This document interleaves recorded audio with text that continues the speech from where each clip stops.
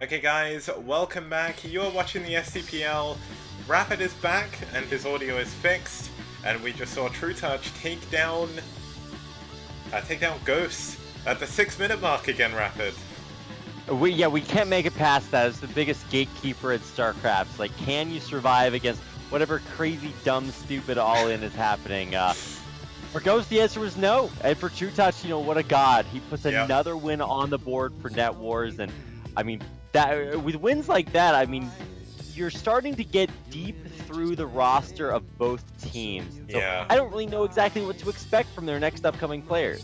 Yeah, and it's certainly going to be an odd one because, well, not for one of the teams, but for NetWars we have Radley once again. He was acting captain throughout round 2, so a huge thanks to him from his team, of course. He went 4 for 1, and he is a Zerg player. Apparently, well, he's a Terran player, actually. So let's just quickly fix that, but it's all good. So Radley, a very strong player, did go 4 for 1 in the round of, well, the second round even, at least at the round of 2. But I guess this would be the round of 2. Let's see how he does in this one. He is currently 2 for 1 against Terran. Now he is a very, very strong Terran player. Did see a game from him on this map already against Ferragi, which was kind of a good one. But here is where we start to see a few new faces. Now this, fighting for White Clan, is IriS. Now this is IriS's debut in the STPL. This isn't the IriS, it's a IriS, it's a different one, not Berserker. So not too sure what to find, or what to really find from him in this game. Games of StarCraft kicks, you'll find that every time. We will. I know. Will we find a game that's longer than 6 minutes? That's my question. I mean, I'd say, well, it's a TBT Rapid, so of course we will. But then the first one ended in 6 minutes, so I'm not too sure anymore. And we're going to head on to Hitchhiker, which is a 2-player map from 2006, so a very old map. But here it is, revived in the STPL. Very fun map for TBT. Incredibly easy to split as well. And as we saw in Radley versus Horegi, drop play incredibly strong on this map. Lots of options to do. Vulture's a very strong option as well. I mean, we can talk more about the options as we get on to our game here. We've had 2 TBTs so far on this map. This is going to be our 3rd. And let's see how it's going to be. It's NetWars versus White. They are tied 2 for 2. And it's Radley versus IriS. Let's get going.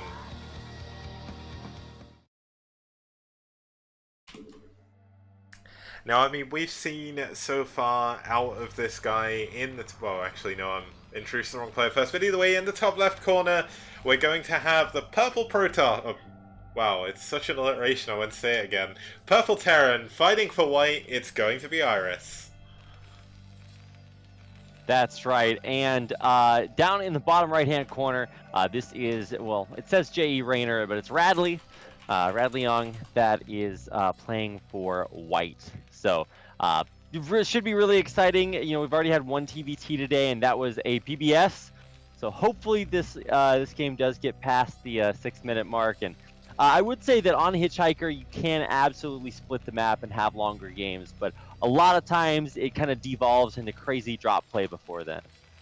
Yeah, and not only that, I mean, I was about to say when I was first introducing him as the wrong color and the wrong player, we've seen some very, very long games out of Radley. He plays a lot with Ghosts. We saw in one of the highlight videos, he did go for nukes against Cold in round 1. That was NetWars versus Psy in the group stage. And later on, I mean, in round 2, we've seen him against 9th team, against Horegi, going for Lockdown to counter Wraiths as well. So Radley is certainly a player that if we're going to see a longer game, I think he's going to be the one to bring it to us. I hope so. I hope so, Kix. I mean, let's talk about opening builds, right? No BBSs. That's all all I needed to say. I was just like, wow, there's a supply depot being built before anything else. What do you know? And we're not having like scout after supply depot. You don't really need to scout that early on a 2-player map. You can afford to maybe get your racks up and then scout out. But how sure are both players that you're not going to be facing BBS? I mean, that is the downside of 2-player maps, right? You know exactly where your opponent is. Yeah, I mean, the good thing about this map is the scouting distance is very, very small. It's very hard to hide Raxes anywhere because it's such a small, tight location to scout through. I mean, both players are going for gas. Radley not opting to scout just yet, is going to wait for after his racks, I think, and that isn't too much of a bad thing. IriS obviously scouting at the standard timing, which is 13 SCVs. It does get you into the base to see what they're doing. I mean, the main thing he's going to be looking for now is A, is there a racks in my opponent's base, and B, is there gas? Like, these are the two important moments at the very beginning of the game for TBT. And I mean, they're both going mirror builds right now. It looks like IriS is going to pull out guys from gas, so he is going to go for a command center a little bit earlier. And Radley is staying in gas for now. Oh no, there we go, he's pulled one out.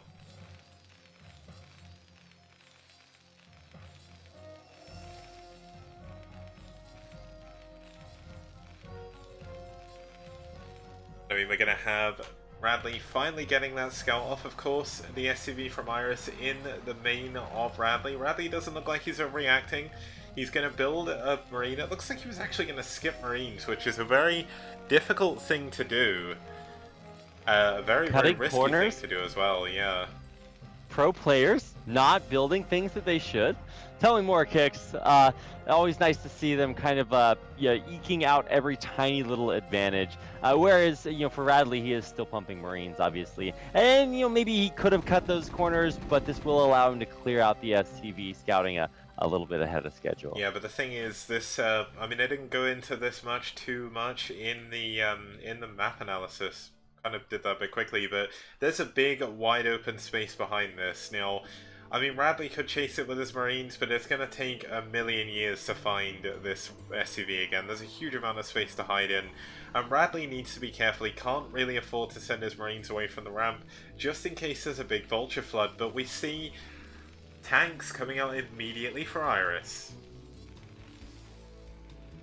Yeah, we are going to be seeing a transition into just straight up, mechity mech. Now, one transition that we have seen is a more heavy Goliath style play, but I don't believe that we're going to be seeing that. Sometimes you can catch your opponent going 2-port Wraith and really, really mess them up, but I don't think we're going to see that style from either player, or if they do go into it, it will take a while. And actually, yeah, there is that armory on the way for Radley.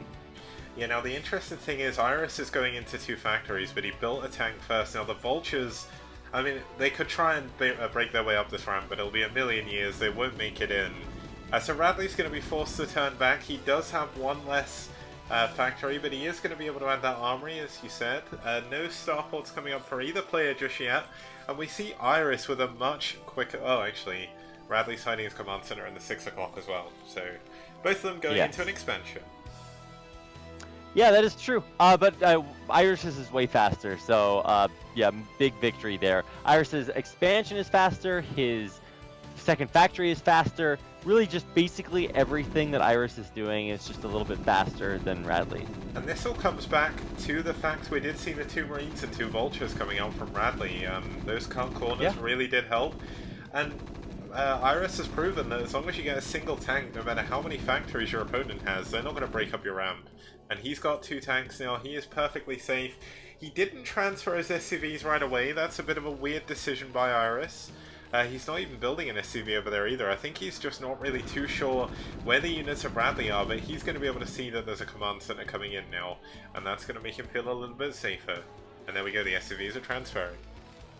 Transferring, rebuilding, yeah, and there should be enough tanks to hold on to this. IriS is just going to, I would like to say, just play defensively from here. He understands that things are maybe a little bit faster than him. Sure, he might lose his barracks here, but he'll see his opponent is now mining off of his natural as well, and he'll kick it into high gear. And he is going into those Goliaths. Like I mentioned earlier, IriS and Radley will both be pumping those out. So, yeah, going to be heading into those before you really absolutely know that you need it. Because Vultures, I mean, they're going to be really heavily limited by a lot of the ramps and the narrow passageways here on this map, but we might see them have their day later on. Okay, I'm just going to point something out that if we weren't in a replay, we wouldn't see.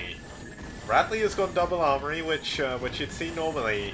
But he's going for ship weapons and ship plating immediately. Is Radley going to go for a battlecruiser rush here? Kicks, why do you have to say these hurtful sentences? Like, can't we just pretend like this is not going to be a bad build? Well, I mean, I will say we've got past 6 minutes, no one's taking critical damage, but both barracks are about to die. So, unless you're a fan of human buildings, nothing too much really going on so far. We see double tanks coming in by IriS. IriS obviously not going to have any upgrades, but he is going into a quicker starport. And I'm still waiting to see where we're going to see this starport coming up for Radley. Why, Kix? Why would anyone ship plating? And weapons. Ship, like as far as upgrades go, ship plating is just like not something you ever see.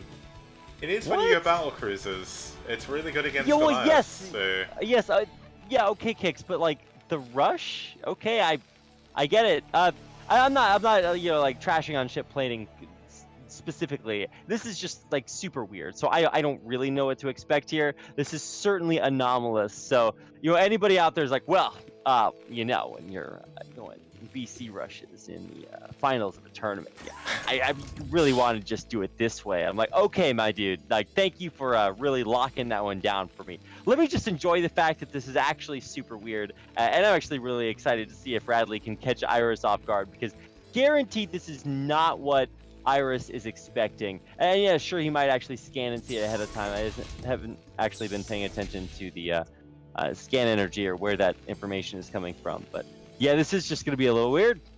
Yeah, no, the other weird thing is we're going to have Radley setting up position on top of the middle. Now, this could be a very, very strong move. We see IriS with a dropship going to try and elevator his way up onto the high ground and come up behind Radley's natural, but Radley is already prepared for this. He's played a TBT on this map. We know for sure we've seen some crazy drop play coming in for him. But I mean, this time Radley is the one doing something crazy, because we see the signs still coming up. Of course, we see ship weapons and ship plating. Ship attack 1 is already finished. Did we see +1 weapons? Yeah, we do +1 weapons coming in for IriS as well. And I mean, this is either going to end one or two ways. We're either going to have an insanely long game off the back of this, or this is going to be a complete disaster from Radley, and he's just going to straight up die. But let's see what's going to happen. He is going to siege his tanks, going to get the first siege, but there we go, units dropping on top of the tanks. And this is already not looking good for Radley. He did deal actually quite a bit of damage to some of those tanks, so he'll he'll trade 2 for 2, but he's going to wind up losing everything here. Massively superior mech numbers here. Now, ideally, right, you know, the battle cruisers will, you know, make the comeback possible, but where are the battle cruisers, Kix? They take a long time to build. Where'd they go? Would you say they take perhaps even longer if you're not building battle cruisers at all? He's going for rates. Okay, so he's going to have to go rates. A little bit of a panic move possibly from him here, adding a second starport. He's going to lose his second gas though, and that is going to really hurt his ability to really build too many units here. Gas units, so important, but this is a really nice push forward by Radley. Catches the tanks as they're attacking the gas and gets a really nice trade. Yeah, IriS was just totally caught flat-footed there. That's really bad. That's like all your tanks, my dude. You gotta guard those. Now, granted, there are 2 more tanks and 2 more Goliaths in these dropships coming out across the map. So IriS wants to still keep being aggressive. Honestly, maybe pick up and drop some SCVs up there on the high ground to repair your stuff, because I mean, look at IriS. He's trying to go back in again, but he's on the low ground, and there's a siege tank that's just gonna pop him. So yes, sure, these Goliaths are gonna do some work, and yeah, they'll take down a Goliath of their own, but the SCVs at this point might be able to just clean this up. Yeah, they certainly will now, but the trouble is, Radley, of course, still only on 1 base mining if all these SCVs go down. IriS has his 3rd gas already. This is going to be such a huge moment. He's up at 4 factories. He doesn't have ship weapons, so... Radley's on 2 bases mining. Yeah, okay, so, I mean, if it had pulled his SCVs, he wouldn't have been, but it looks like Radley's going to try and take that, the island there, but unfortunately for him, there's going to be dropships. I mean, IriS already has the island, so it's still 3 bases to 2, essentially. So this is a really good spot economically for IriS to be in, but, like, I mean, are we ever going to see... I think he's just going to mass, like, a giga amount of raids, just, like, the most raids you've ever seen. Yeah, I think... Off of 3 starport, he is just going to go infinity raids, fly around the map, and tickle ground. Yeah, no, the trouble is, all of the units from Radley going down as well. The lack of factories really hurting him. The production doing an insane amount of work here for IriS. The second gas still under fire. These are 4+1 attack Goliaths.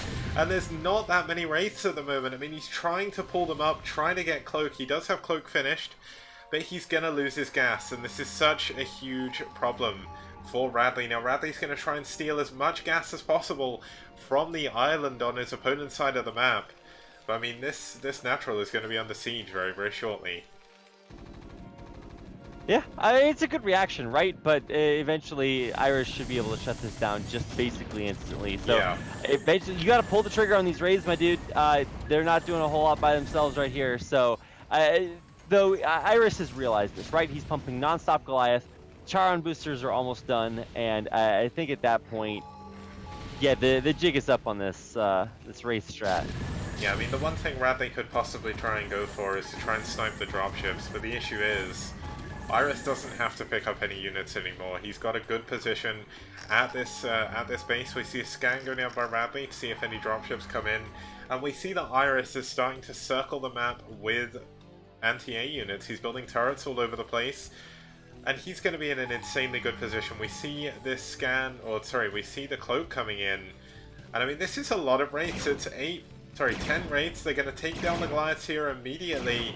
No reaction, no scans actually coming in from IriS. So Radley's going to be able to secure his third or his second gas again. I mean, that's good, right? Especially if you want to transition into battle cruisers off of this. But I think you do actually want to start building real units to do things. So that would be first on my list. Cloak the raids. Oh, he does have all of his raids closed. He doesn't have the also, energy. Wait, yeah, he has super late. Wait, why is IriS not scanning? Oh my goodness, that's really bad. He scans right as all of his Goliaths die. Ooh, my dude, that's a little late there. So nice decloak as well by Raynor to start building energy back up again. So this race, I mean, it's not a swap or whatever, Wraith reveal, if you want to call it that. It's actually a lot more effective than I expected. So he's going to be able to really just shut down basically everything, ensure there's like 2 or 3 missile turrets defending the upper right-hand corner. That's too many turrets. These Wraiths aren't going to be able to do anything. I don't know if that's too many turrets. He should actually be able to take out the outer ring if he wanted to commit to that. Yeah, good Wraith control. He can take out the outer ring of turrets and start to harass SCVs. Maybe not the rear turret, but this is really good Wraith control. Oh my goodness, this +1 damage is actually a lot more effective than I would have expected. And that totally shuts down the upper right. Yeah, it does, but the trouble is IriS has already got the... oh, here we go, another turret finishes just in time, and another one's going to finish up as well. Radley needs these units to hold on. We see a big army from IriS moving through the middle of the map, and Radley, because he didn't have any gas, doesn't have any tanks! Yeah, Radley just dies here. Yeah. Wow. GG. That's a GG. Well, Radley taps out. I'm really surprised to see the scoreline tied at 2-2, but with Radley tapping out, that is going to put IriS 1 game up for White. It's weird because the colors on the screen are purple for NetWars, but his in-game color is purple and he's on white. So don't even try to get me to figure out exactly what that means. But in the end, it is going to put White up 1 game in the series, and that puts him on match point as well. It does. Now, there was a little bit of weird news I got from the day of the finals, which I must admit I'm not the biggest fan of, and it is probably the biggest way of killing hype ever. But I didn't receive a 6th replay. And that is because there was a breakdown of communication between NetWars and White. It was a really bad one. And Mazur didn't turn up for his game, and unfortunately NetWars couldn't sub anyone for him either. So White did take the walkover. They were waiting for 30 minutes, I think, which is within the rules. So, I mean, it's a shame on the playoff finals that this would happen. But there's not too much I can do, unfortunately. So that did give White the win in that game. Wow. So White do it Yikes. again. They are the champions of round 2. Maybe not quite the way that they did in round 1, but I think that it wouldn't have been unreasonable to expect them to either take the 6th or the 7th game. Still super impressive by NetWars to have such a close series. True Touch's game specifically just really kind of goes flat-footed. So you really do have to give quite a bit of credit to him and who was it earlier? Yeti. Just for crushing for their team, both during the regular group stages and here in the playoffs. It's a little bit heartbreaking to see NetWars kind of go out that way, but I hopefully can't wait to see them in round 3. Yeah, no, I mean, the one really important thing to point out as well is, of course, that does give White the win. But NetWars did better than IRK did, of course. IRK got swept 6-0 in the finals, so that was a little bit unfortunate for them. But let's actually head on over to the results. Let's see how the series played out. Of course, we did have some very quick games. This is actually quicker than a lot of best of fives we've casted, which is kind of insane. But nonetheless, the games we did see were all very, very good. So starting us off, we had a TBT between Famasi and Koget. Koget tried 2 racks BBS all in, didn't work out. Famasi built a bunker. Then we saw Ho holding on against Bonnet's Reaver with a great snap decision to go all in with Lings as well. That took them 2-0 up, but Yeti bouncing back on Troy did manage to take down first in a really cool PvP, and then True Touch taking down Ghost in a ZVP, and then finally, I mean, we can count this as a best of 5. I probably should have done that from the beginning. Let's count that as the ace match on Hitchhiker, as IriS takes down Radley and wins the series for White Clan 3-2. Yeah, well, congratulations to White Clan. Certainly a very, very strong group of players, and just really, really exciting to see them play so well. Obviously, walkover sucks. Still got some good games out of today. I think that everybody watching should really appreciate getting to watch great Brood War. So thanks for putting on the tournament, Kicks. Obviously, lots of improvements to make for round 3. Yep. But there is a round 3 with lots of really cool teams, and I can't wait to see that in action. Yep, and if you're wondering who the groups are going to be, I am going to be doing the group draw just after this. I'm going to record it because I currently don't have any paper, so I need to go and find paper from somewhere, write all the names down. But there's going to be 16 teams in round 3. It's going to be insane. 2 groups of 8. We've got okay, I'm going to try and name all the teams, and this is going to go horribly wrong. So we've got NetWars, White Clan, Soul, IRK, Red, 9th team who are going to rebrand to FBW. I could bring up something, but I'm thinking on the fly. This is high tier production. But joining us, we're going to have Brood War Life, Messenger, and Valhalla team. So I did miss off a few, but you'll see them all. The round 3 thread will be up very soon, and of course, just from me, a huge thank you to you, Rapid, for sticking around once again, very, very late Korea time, to cast this wonderful series with me. Yeah, it's about 5:30 here. 12 hours from now, we'll be casting again, offline here in Korea, then GSL finals, then Pro Series finals, and then casting again the next day, and then again the next night. So it's a busy time out here in South Korea. So big thanks to you, Kicks, for having me on here, and to everybody that watched. No matter what community you are a part of, big thanks for supporting StarCraft Brood War, a game we all know and love. So thank you very much to everybody who does that, even if it's just by watching. Can't thank you enough for kind of making all of this happen. So it's a good time to be alive. Yep, huge thank you to all of the players who played in round 2, all of the people who have donated to the prize pool. The prize pool currently at $1,408 for the end of the tournament, so huge prize pool, one of the biggest in Brood War at the moment, outside of Korea, of course. So really looking forward to being able to give that to the well-deserving winners at the end of the grand finals, as well as all the other teams as well. So thank you everyone once again for watching, and we will see you guys well, at least I will. I'm not sure about Rapid because you're so busy, but I'll be back next Monday with a round 3 show match, so I'll post the thread for those very soon. So have a very good evening, morning, afternoon, and weekend wherever you are, and we will see you guys next time.